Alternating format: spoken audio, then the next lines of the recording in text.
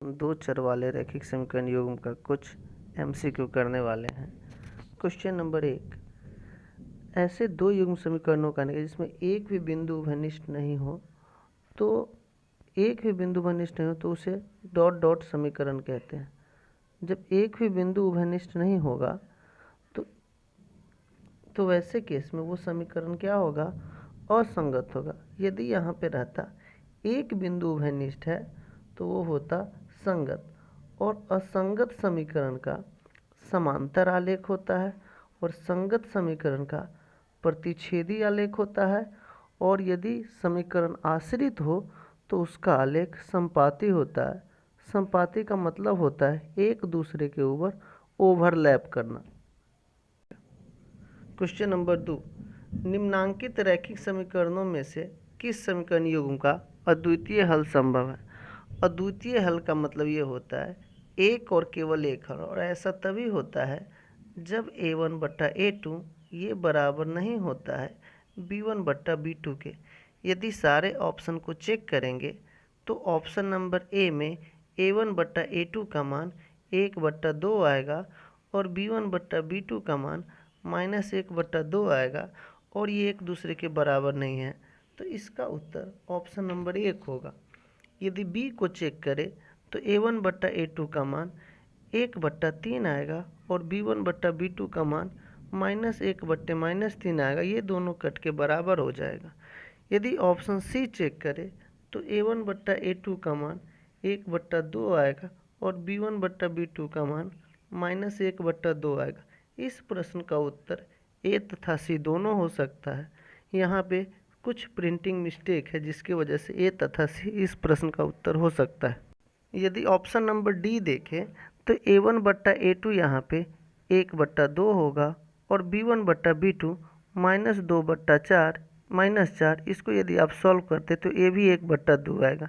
यहाँ पे a1/a2 बराबर है b1/b2 के, तो इसका अद्वितीय हल संभव नहीं होगा।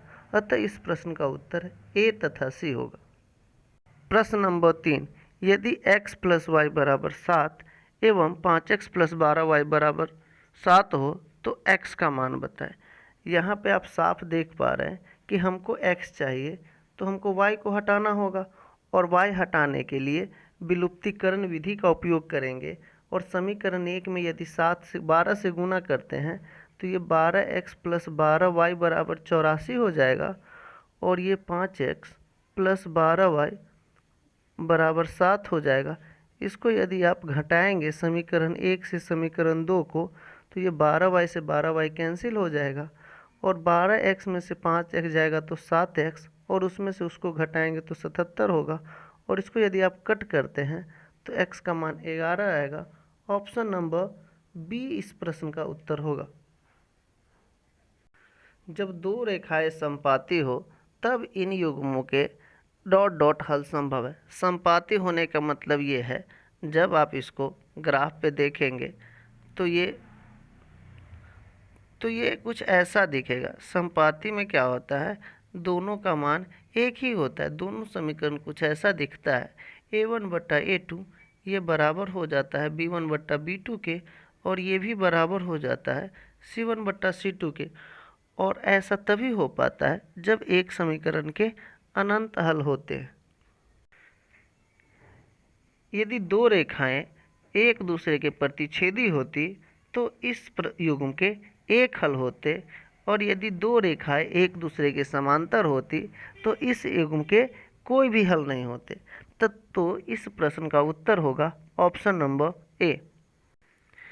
क्वेश्चन नंबर 5, समीकरण युग्म के कोई हल नहीं होगा। जब कोई हल नहीं होता है तो आलेख समांतर होता है, और ऐसा तभी होता है जब a1/a2 ये बराबर होता है b1/b2 के, और ये बराबर नहीं होता है c1/c2 के।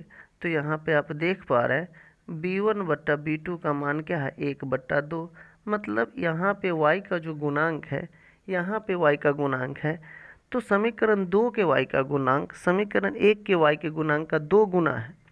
तो यहाँ भी क्या होगा, समीकरण 2 के x का गुणांक समीकरण 1 के x के गुणांक के 2 गुना होगा, तो यहाँ पे x का मान क्या हो जाएगा, 3 हो जाएगा। के किस मान के लिए समीकरण युग्म के अनंत हल होंगे। अनंत हल तब होता है जब a1 बट्टा a2 ये बराबर होता है b1 बट्टा b2 के और ये बराबर होता है c1 बट्टा c2 के। ऐसे में आलेख संपाती होता है। यदि आप देखें तो ये 2 का 2 गुना 4, तो ये 3 का 2 गुना क्या होगा, तो आप देखेंगे 3 का 2 गुना क्या होगा, 6। इस प्रश्न का उत्तर बी होगा। क्वेश्चन नंबर 7, के किस मान के लिए समीकरण के युग्म का कोई हल नहीं होगा।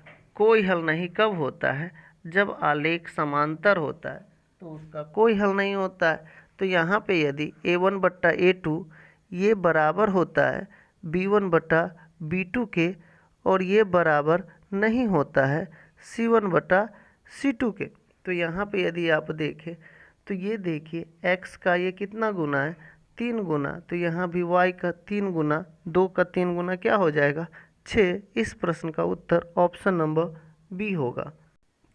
क्वेश्चन नंबर 8 भी यदि इसी तरह से देखा जाए तो यहाँ पे x का 5 गुना 5x है, तो यहाँ पे 2y का 5 गुना 10y होगा।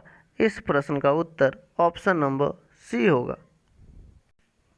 क्वेश्चन नंबर 9, के किस मान के लिए निम्न समीकरण का अद्वितीय हल होगा। अद्वितीय हल कब होता है, जब a1 बट्टा a2 ये बराबर नहीं होता है b1 बट्टा b2 के। तो यहाँ भी वही तुलना करेंगे लेकिन देखेंगे कि वो एक दूसरे के बराबर न हो।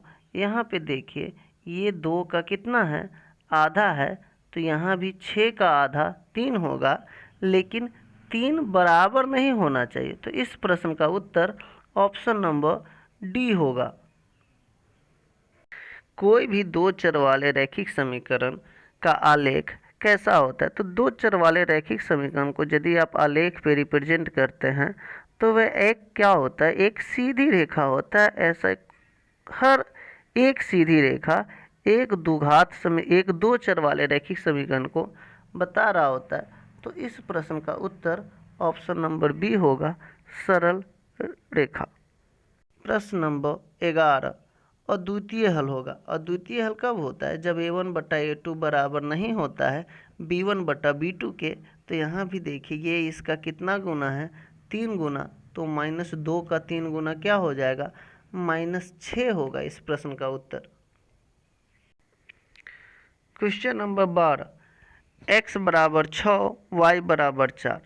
तो रख के देखेंगे तो समीकरण 1 में x बराबर 4 रखेंगे तो ये 8 हो जाएगा, और 3 रखेंगे तो 12, और इसमें यदि 19 जोड़ते हैं तो ये 0 नहीं आएगा। तो ऑप्शन नंबर ए इस प्रश्न का उत्तर नहीं होगा।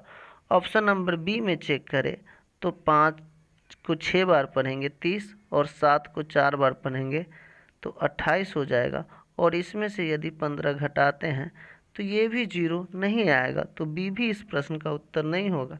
यदि सी चेक करें तो 8 को 6 बार पढ़ेंगे तो 48 होगा, और 5 को 4 बार पढ़ेंगे तो 20 होगा, और इसमें से यदि 20 लेस करते तो ये भी 0 नहीं होगा। इस प्रश्न का उत्तर ए, बी तथा सी नहीं होगा। इसका उत्तर होगा ऑप्शन नंबर डी, इनमें से कोई नहीं। क्वेश्चन नंबर 13, समीकरण युग्म का हल होगा।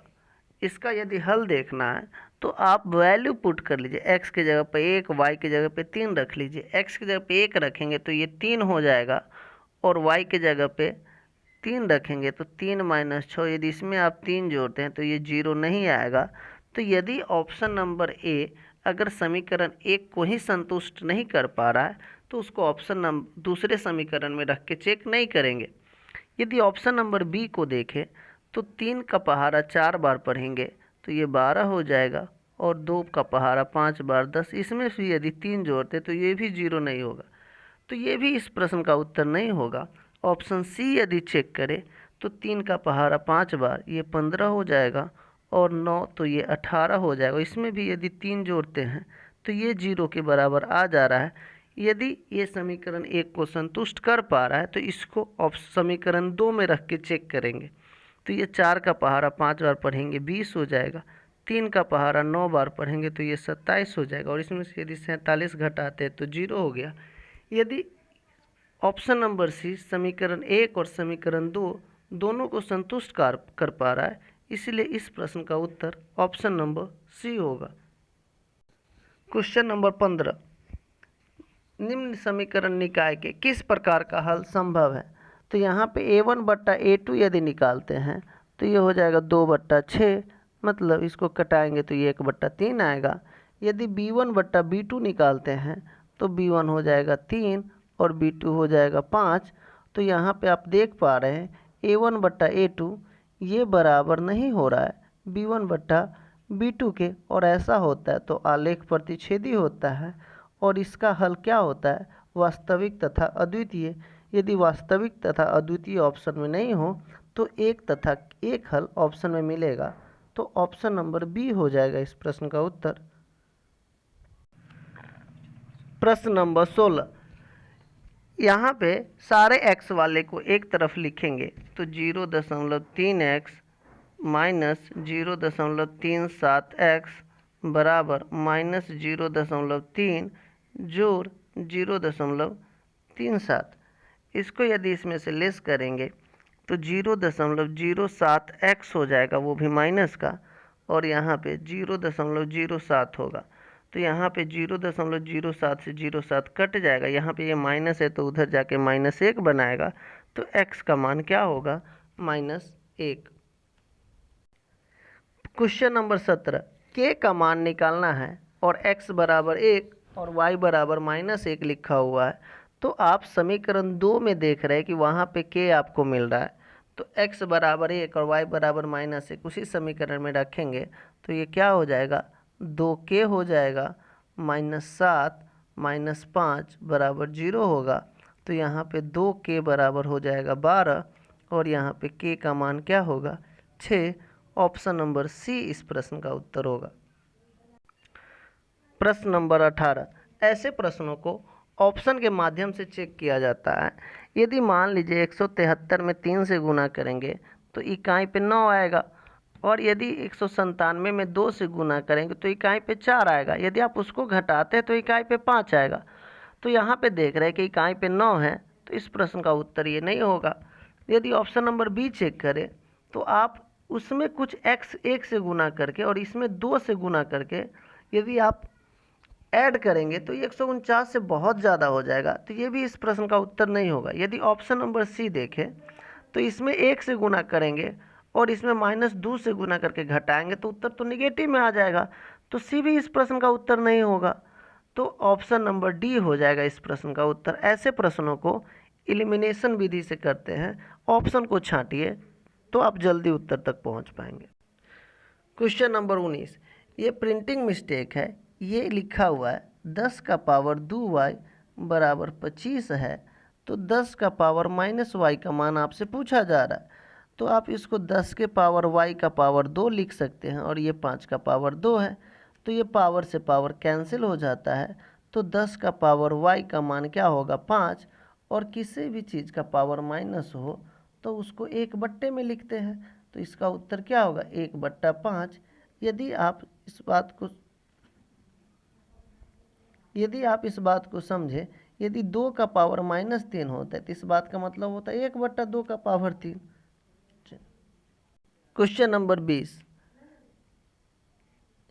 यहाँ पे जो आप देख रहे हैं ये जो कॉमा के पहले होता है, ये कॉमा के पहले जो लिखा रहता है वो x का मान होता है और कॉमा के बाद जो होता है वो y का मान होता है। तो यहाँ पे x के जगह पे क्या रखेंगे, 2k - 1, और y के जगह पे क्या रखेंगे, k रखेंगे। तो यहाँ पे आप मल्टीप्लाई करेंगे तो 20k - 10 - 9 बराबर 12 हो जाएगा। तो यहाँ पे 20 में से 9 घटाएंगे तो 11 होगा, और ये उधर ऐड करेंगे 10 उधर जाके जुटेगा तो 22 होगा। यहाँ पे 11 से काटेंगे 2 तो k का मान 2 आएगा। इस प्रश्न का उत्तर होगा ऑप्शन नंबर बी। धन्यवाद।